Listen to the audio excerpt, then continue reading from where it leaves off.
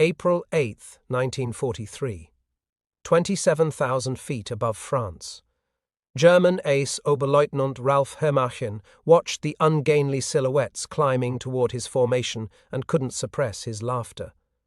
"They've sent us flying milk bottles," he transmitted, mocking the massive Republic P-47 Thunderbolts making their combat debut. These corpulent American machines appeared almost comical to German pilots accustomed to sleek fighters. What Herrmann didn't know was that he was witnessing the arrival of the weapon that would systematically destroy the Luftwaffe's fighter arm. Within 18 months, these flying milk bottles would transform from objects of derision into instruments of terror. The P-47 Thunderbolt emerged from a 1940 panic. Designer Alexander Kartveli created a monster that redefined possibilities. "It will be a dinosaur," he admitted, "but a dinosaur with good proportions." At 9,900 pounds empty, it weighed 65% more than its predecessor. The massive turbo supercharger gave it an almost pregnant appearance. Test pilots invariably asked, "This thing actually flies?" Not only did it fly, it flew like nothing else at altitude.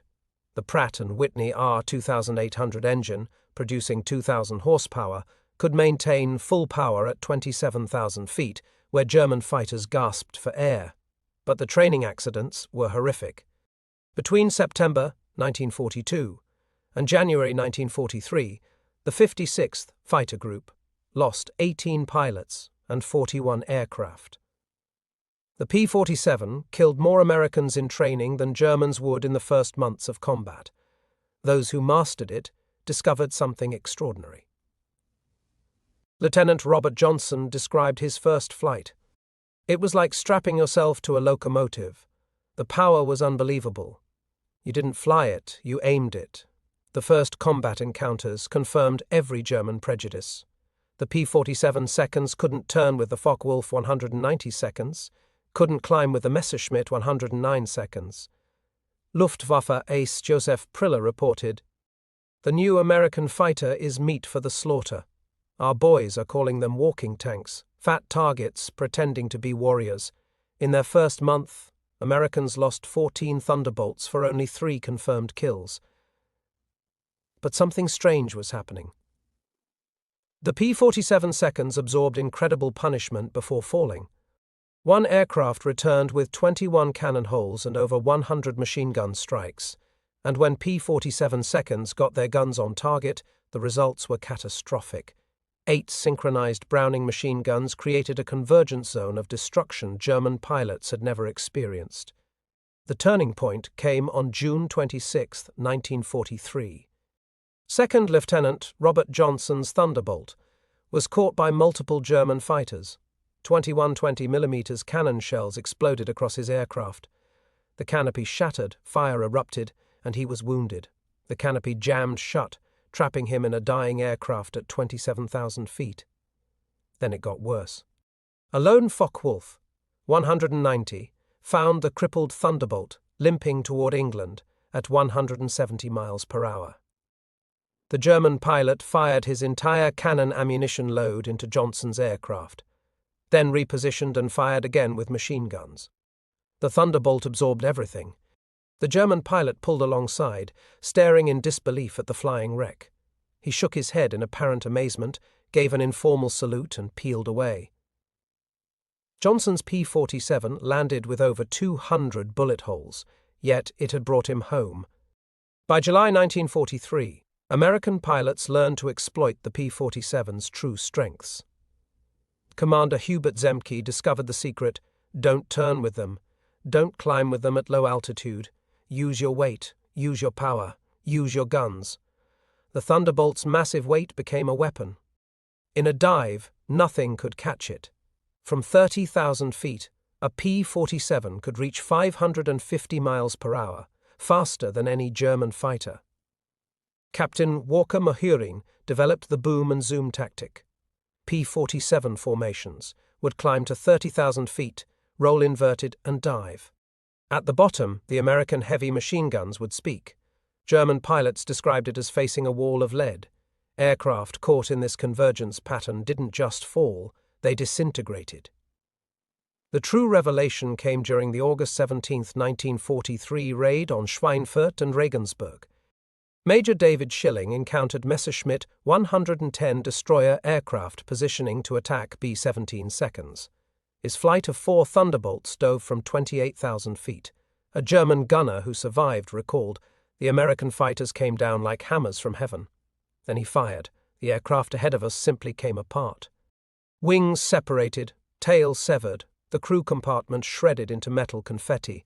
In 2 seconds, our fighter became nothing.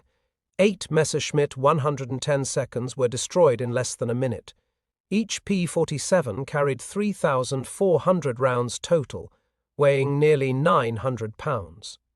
At 300 yards convergence, all 8 guns' paths intersected in a zone roughly 6 feet in diameter. Anything in that zone faced 100 projectiles per second, each traveling at 2,900 feet per second. Lieutenant Colonel Francis Gabreski, who would become the top American ace in Europe, described the effect. "When you hit them with all 8, they don't just go down, they explode." I saw 109 literally cut in half.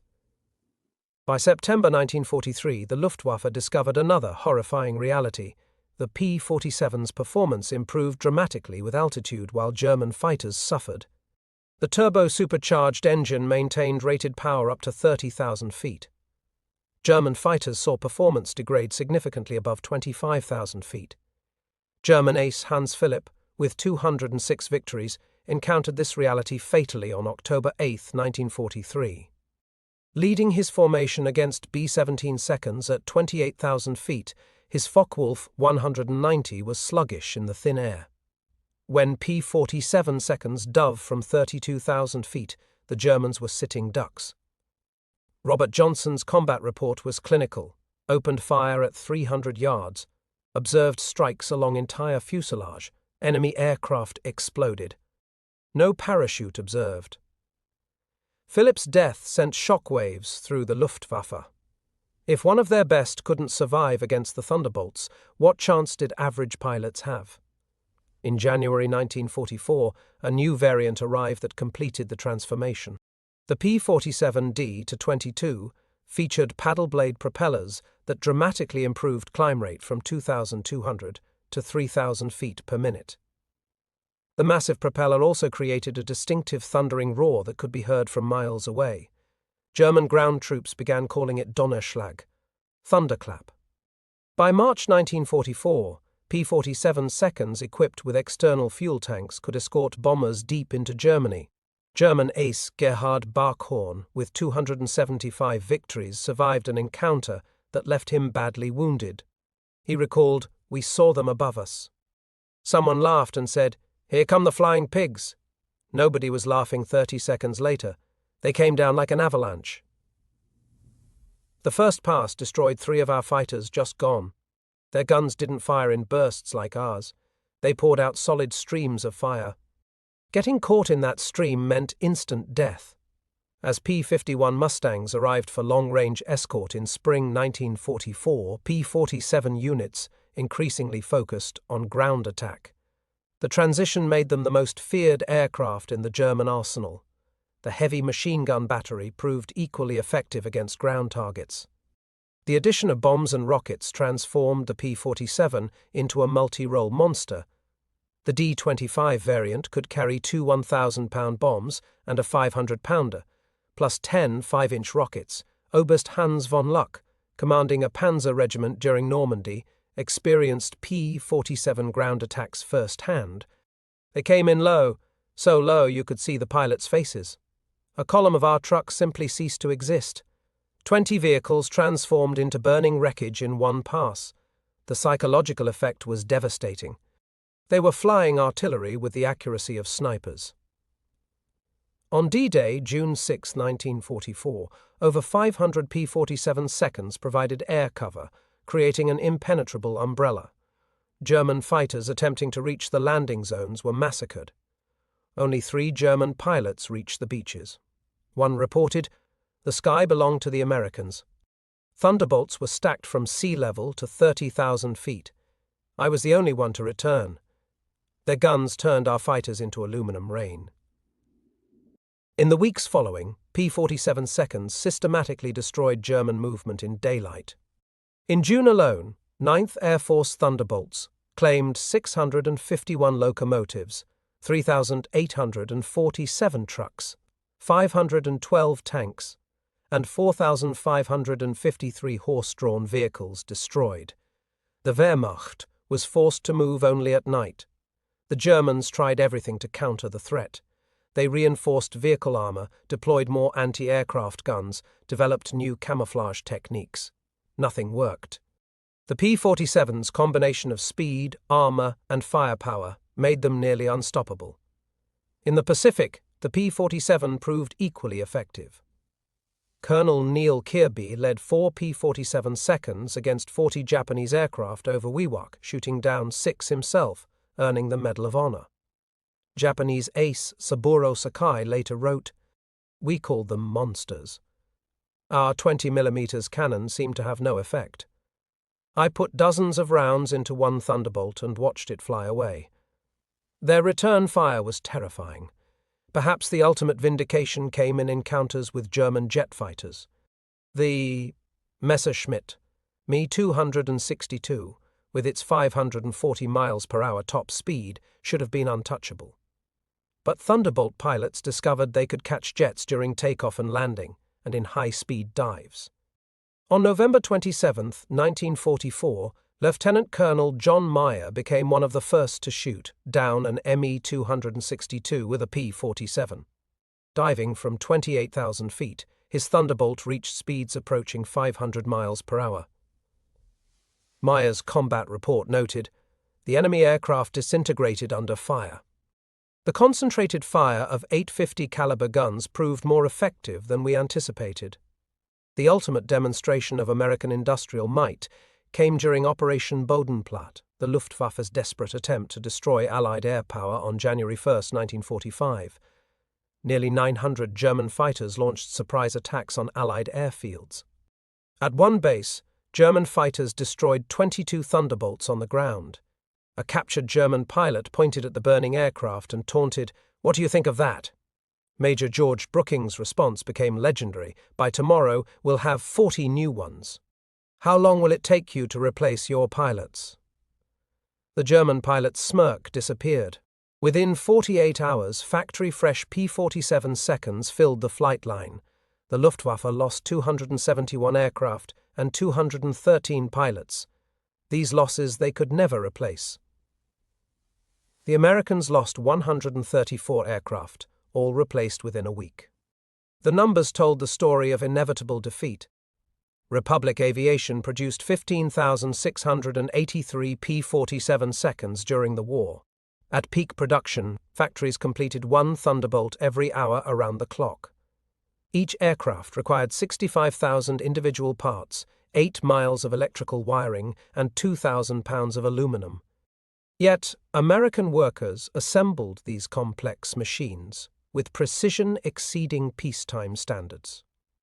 The ammunition production was equally staggering. Each P-47 sortie required 3,400 rounds. With hundreds flying daily, ammunition consumption exceeded 10 million rounds per month. The Lake City arsenal alone produced 30 million rounds monthly, each manufactured to tolerances, measured in 10,000ths of an inch. By 1944, the United States was graduating 30,000 pilots annually, more than Germany trained in the entire war. Each P-47 pilot received a minimum of 400 hours of flight training. German pilots were entering combat with less than 100 hours by war's end. In March 1945, Josef Priller, the same pilot who had mocked P-47s as pregnant cows 2 years earlier, was interviewed by German propaganda officials. His statement was deemed too demoralizing for publication. "The Thunderbolt is the best fighter bomber ever built. Its firepower is unprecedented. Weapons that never jam, never overheat, never run out of ammunition. But beyond the machine is what it represents, unlimited American production. They lose 10, they build 20. We lose 1, it's gone forever. We laughed at them in 1943. We're not laughing now. When you hear those guns, you know death has come calling." By April 1945, the Luftwaffe existed largely on paper. Fuel shortages grounded most aircraft. Experienced pilots were dead or captured. But even with aircraft and fuel, German pilots faced an impossible equation. Attacking meant facing P-47 formations that owned every altitude from ground level to 40,000 feet. The psychological impact was complete. German pilots developed what medical officers called Jabo fever, physical symptoms of stress appearing when Thunderbolts were reported. Veterans who had faced Spitfires without fear became physically ill before missions against P-47 seconds. The final statistics defied comprehension. In Europe, 3,752 German aircraft destroyed in aerial combat, 3,315 destroyed on the ground, 86,000 railway cars destroyed, 9,000 locomotives destroyed, 6,000 armored vehicles destroyed. The 9th Air Force alone flew 213,873 combat sorties, dropped 120,000 tons of bombs, and fired 135 million rounds of ammunition. Behind these numbers lay the human cost.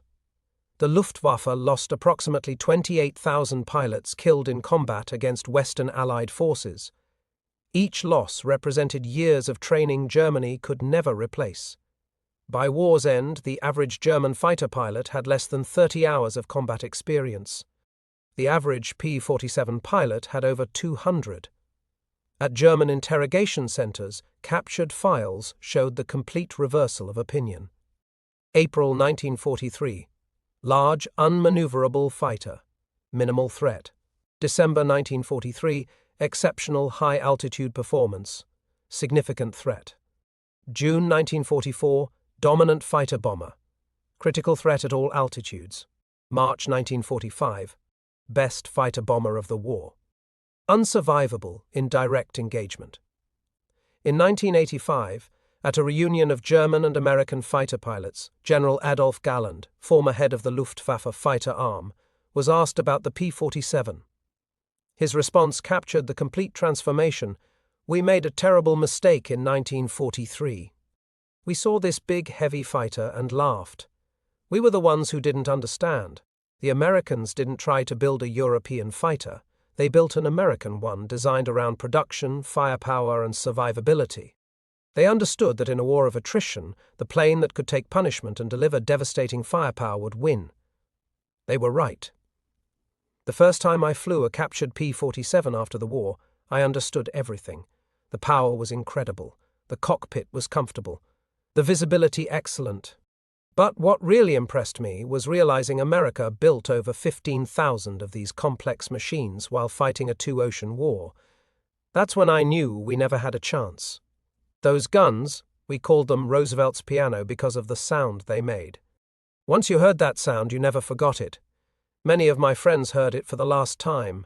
The P-47 didn't just defeat the Luftwaffe, it destroyed it. The P-47 Thunderbolt entered combat as an object of derision and ended the war as an instrument of annihilation. In between, 8